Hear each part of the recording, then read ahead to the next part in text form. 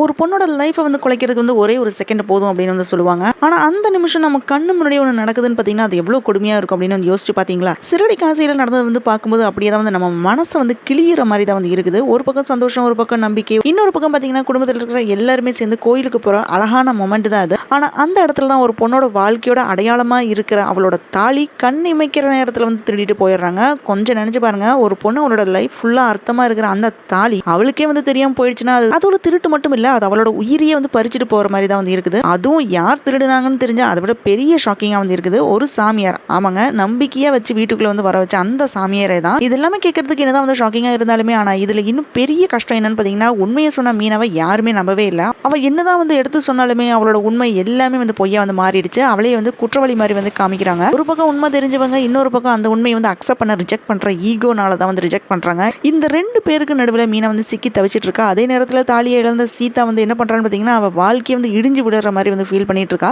அவன் என்ன எக்ஸ்பெக்ட் பண்றான்னு பார்த்தீங்கன்னா அருண்ட்டு வந்து ஆறுதல் கிடைக்கணும் அப்படின்னு நினைக்கிறா. பட் ஆறுதல் அவன்ட்டு வந்து சுத்தமாக வந்து கிடைக்கவே இல்லை. அதுக்கு பதிலாக அவளுக்கு வந்து கிடைச்சது என்னன்னு பார்த்தீங்கன்னா அவமானம், கோபம், வலி மட்டும்தான். தாலி இல்லைன்னா வீட்டுக்குள்ள வராது அப்படின்னு சொன்னா அந்த ஒரு வார்த்தை, அது ஒரு டைலாக் எல்லாம் இல்லை, அது ஒரு பொண்ணோட மனசு வந்து நொறுக்கிற தீர்ப்பு மாதிரி வந்து இருக்குது. இப்போ கேள்வி என்னன்னு பார்த்தீங்கன்னா மீனா சொன்ன உண்மையை வந்து ப்ரூவ் ஆகுமா? அந்த போலீஸ் அமையர் யாரு? சீதா வாழ்க்கை வந்து எப்படி மாறப்போகுது? மெயினாக பார்த்தீங்கன்னா விஜயா தேவையில்லாம ஒரு வார்த்தையை விட்டு வந்து சிக்க போறாங்களா? இந்த எபிசோட் பார்த்தீங்கன்னா ஒரு சாதாரண ட்விஸ்ட் எல்லாம் இல்லை, ஒரு பெரிய புயலுக்கு முன்னாடி வர அமைதி மாதிரி தான் வந்து இருக்குது. இப்போதான் வந்து கேம் ஸ்டார்ட் ஆகுது. சீதாவோட தாலியை வந்து திருடிட்டு போன போலீஸ் சாமியாரை வந்து மீனா வந்து பிடிச்சிடுறாங்க. ஆனால் எக்ஸ்பெக்ட் பண்ணாத சில சம்பவம் வந்து நடக்குது. அந்த நேரத்தில் தான் இந்த போலீஸ் சாமியார்னால சீதாவோட வாழ்க்கையும் மீனாவோட வாழ்க்கையும் ரெண்டு பேர்த்தோட வாழ்க்கையும் ஒரே நேரத்தில் புதுசாக ஒரு பிரச்சனை ஒன்று வருது. என்ன நடந்துச்சு அப்படின்றத டீட்டெயிலில் வாங்க பார்க்கலாம்.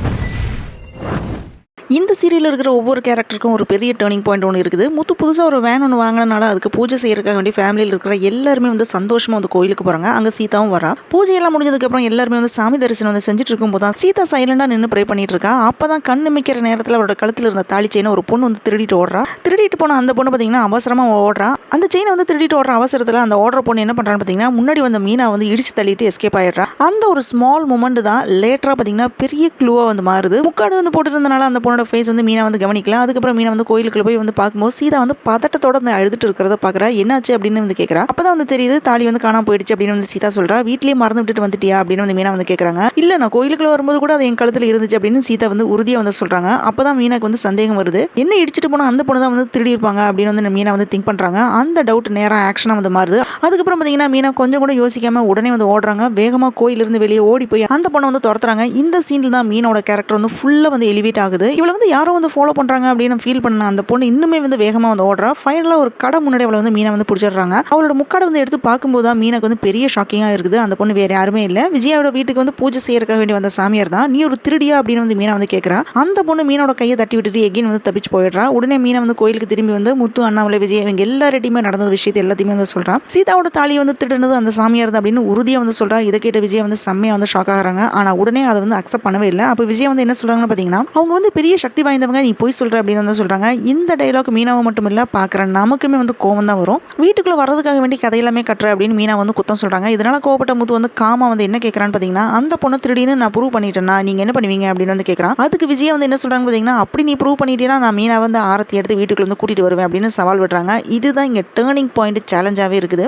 முத்துவும் அதை வந்து அக்செப்ட் பண்றான். இந்த மாதிரி விஜய் சொன்னதுக்கு அப்புறம் முத்துவும் மீனாவும் சேர்ந்து அந்த பொண்ணை மீனா வந்து பிடிச்சி எடுத்துக்க வந்து போறாங்க. அங்கிருந்த கடையில ஒரு சிசிடிவி கேமராவை பார்த்து செக் பண்றாங்க. வீடியோல இருந்து அந்த பொண்ணோட ஃபேஸ் வந்து தெளிவாவே தெரியல. ஆனா ஒரு ஸ்மால் டீடைல் ஒன்று கிடைக்குது. அவ ஓடும்போது அவரோட கையில் இருந்த பர்ஸ் வந்து கீழே விழுந்துடுது. அது மட்டும் தான் வந்து தெரியுது. ஸோ அதுதான் வந்து நெக்ஸ்ட் பெரிய க்ளூவா வந்து இருக்குது. அதை இவங்க ரெண்டு பேருமே எடுத்து பார்க்கும்போது பார்த்தீங்கன்னா உள்ளுக்குள்ள ஒரு அட்ரஸ் ஒன்று இருக்குது. அந்த அட்ரஸை வச்சு அவங்க ரெண்டு பேருமே அந்த இடத்துக்கு வந்து போறாங்க. அங்க முத்துவோட ஃப்ரெண்ட் ஒருத்தன் அங்கே இருக்கிறத பார்த்த உடனே அவன்ட்டு போய் அந்த அட்ரஸை காமிச்சு எல்லாமே விசாரிக்கிறாங்க.